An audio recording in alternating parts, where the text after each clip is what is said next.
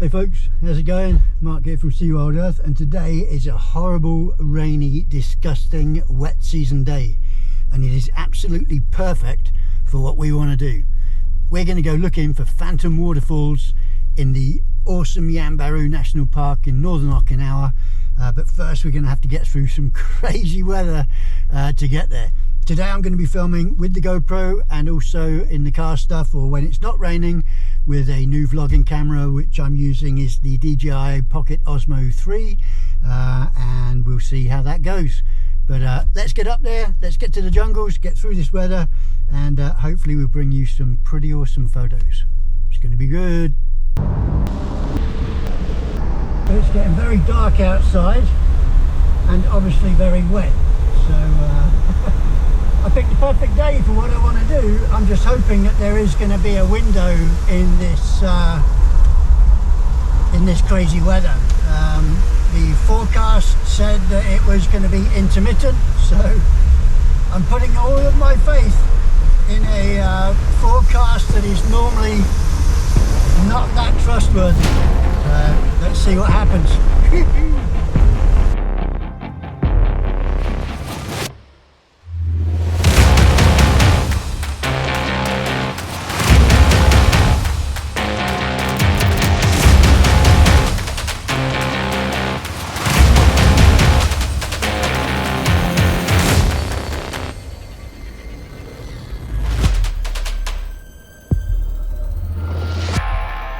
Well folks, we finally made it up to the Yanbaru, and as you saw, conditions are a bit disgusting weather-wise, but that, believe it or not, is what I'm after. What I'm actually after is I'm chasing what I'm calling phantom waterfalls up here in the Yanbaru. I'm on one of my favourite roads that winds through the jungle here, and there's lots of areas of where old rivers once flowed. And in the wet season, especially when we get the massively heavy rains that we've got today and we've had for the past week, we get these, the rivers come back to life. And there are certain areas where they come very close to the road, where you have these beautiful water features, to some extent waterfalls, but for the most part these beautiful water features that then are fed into culverts that go under the road and then off into the jungle on the other side of the road. So what I want to do today is I've come up here with the goal of photographing them, but in order to do that I'm going to need to have certain equipment, because I'm trying to create that super kind of like silky water effect, and even though it is grey and horrible and overcast today, there's still too much light for me to be able to slow down the shutter to the speed that I prefer, which is 1.6 seconds, without using what are called ND filters or neutral density filters. And we're going to have a look at those right now.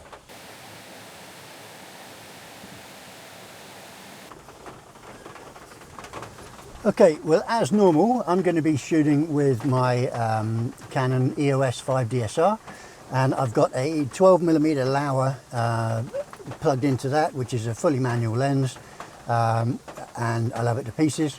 Now, even though I'm going to be shooting at around about f11 ISO 100, even with this ambient light that we've got around us, I'm still going to be hitting a shutter speed that's going to be too fast in order to slow down the flow of water, as it were, in order for me to get that beautiful kind of like silky effect where the water just melts and works its way around the rocks and the obstacles in its way.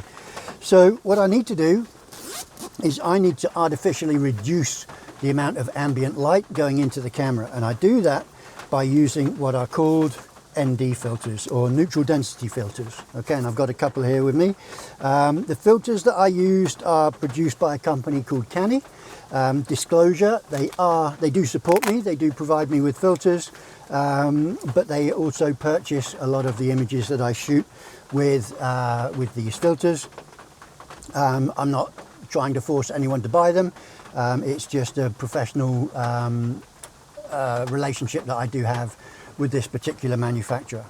Now, as you can see here, Okay, this filter, this is what is called an ND16, and the higher the number you go, the more obscure this transparency is going to become. Now, placing this piece of glass in front of the lens is equal to reducing the amount of light available to the camera, equal to about 4 aperture values. Okay, now rather than opening up the aperture in order to compensate for that loss of light, what I'm going to do is slow the shutter down.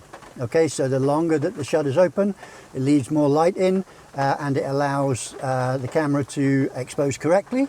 But at the same time, because that shutter is open longer, anything that's moving in the image is going to adopt a kind of blurry effect, and especially the water.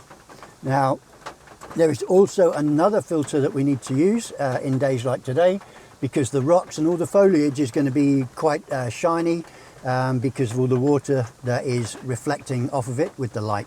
And that other filter we're going to use is a circular polarizer.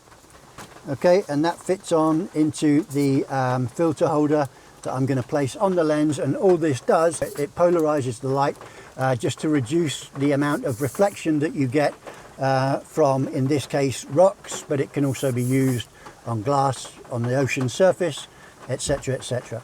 I'm going to get everything sorted out and ready in the van because there are a lot of water drops coming down. I think it is actually still raining. I only actually need 1.6 seconds for the shot, but I may get water on the filters. So I'm going to go ahead and get those get that set up in the van, go and get the tripod sorted out, and then just run out very quickly and take the shot. Now, I'm working in a very cramped kind of environment, but that's the way it is. Okay, this is the filter holder. Okay,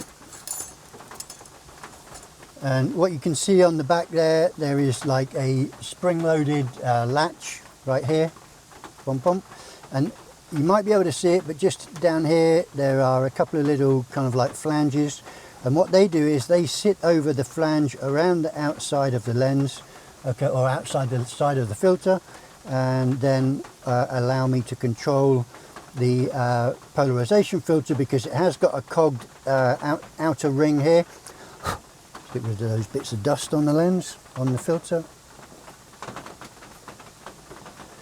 It has got like a cogged outside, and that coincides with this little cog that we have here that we control from the side. So that just fits over, pull the spring out, those two shoulders fit over the filter, let the spring back in, and there you go.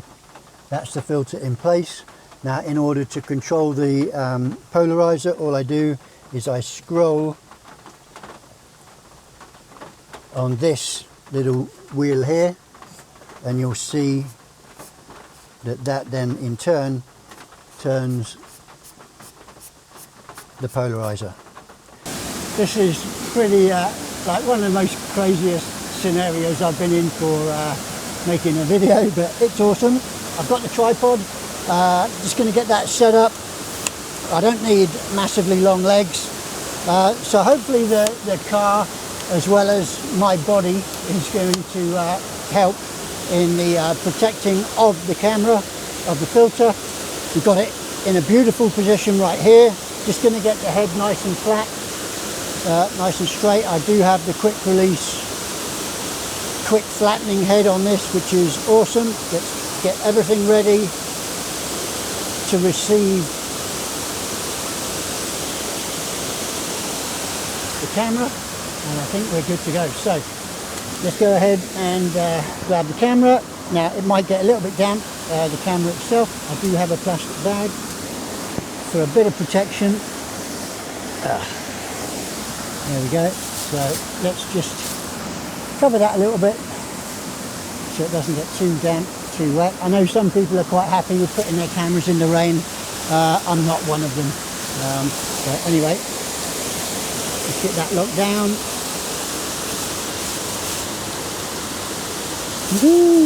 Okay, check the camera just a little bit.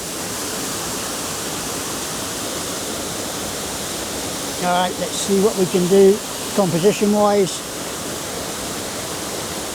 Where are we? Got me.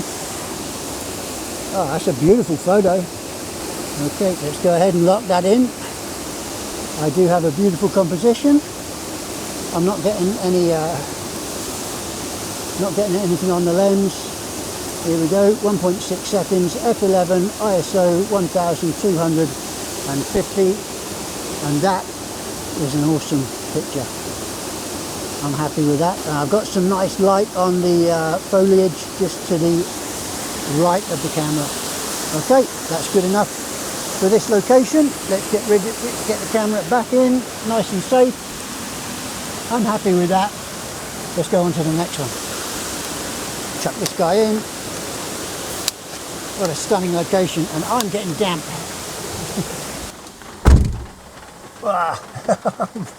I'm blinking soaked. But what a photograph. I think it's coming out looking pretty good. I can't see where the hell I'm going. But I'm going to continue down the road because I know there's going to be about 3 or 4 more other waterfalls. If I don't go into as much filming of me setting everything up, you'll understand why. It feels like the rain's starting to get a little bit heavier again, so I don't want to get too much of the gear wet, especially not this camera, the DJI, which is not that good in damp conditions. So I do have a GoPro here. If it looks like there's a good sequence I can have outside, I'll take the GoPro. There won't be any talking over it, yep, should be good. Let's go and try that out. Ooh, let's clean my glasses first.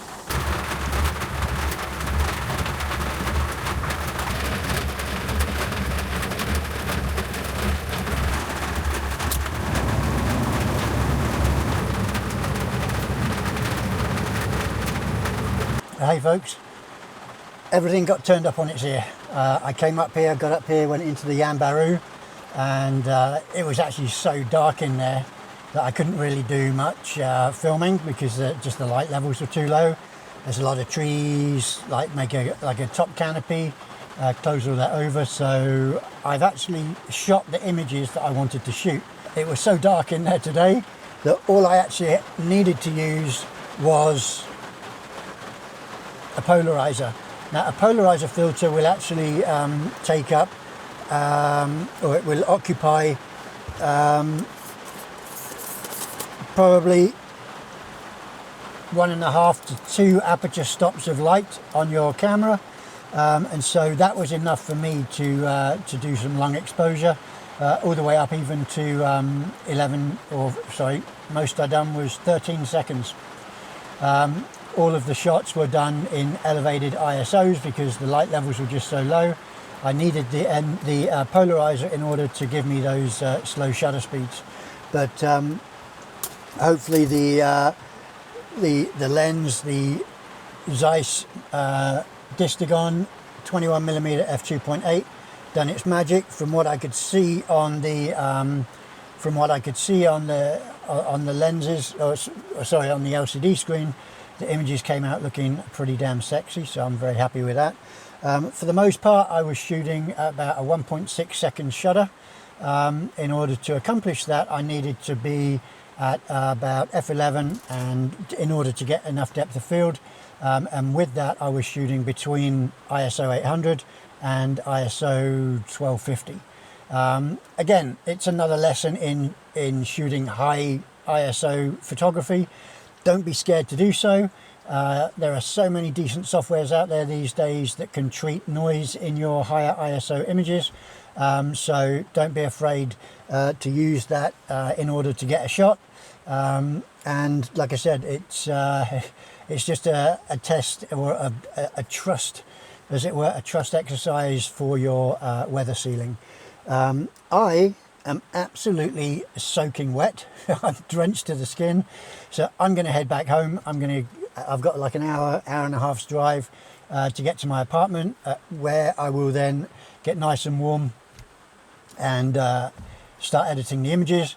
Coming up soon is just a little slideshow of the images that I have accomplished today. If I don't see you soon, please take care, be happy, stay sane if possible, get out taking photographs, don't sacrifice images because of the weather conditions as you've seen today. Just take a towel with you, dry the camera off as soon as you're in the dry, clear the filter off. You don't leave the filter screwed into the lens if you're doing it that way, because with the heat and with the humidity and the changing of the temperatures from an air-conditioned car to the outside, there will be the potential for fog to cover your lens. So always be aware of that, monitor that, and you'll be good to go. But I'm happy with what happened today. I hope that you guys will be. Let's check out the images. It's going to be awesome. Thanks a lot from a very wet and misty Yanbaru here in Okinawa. Until the next time, take care.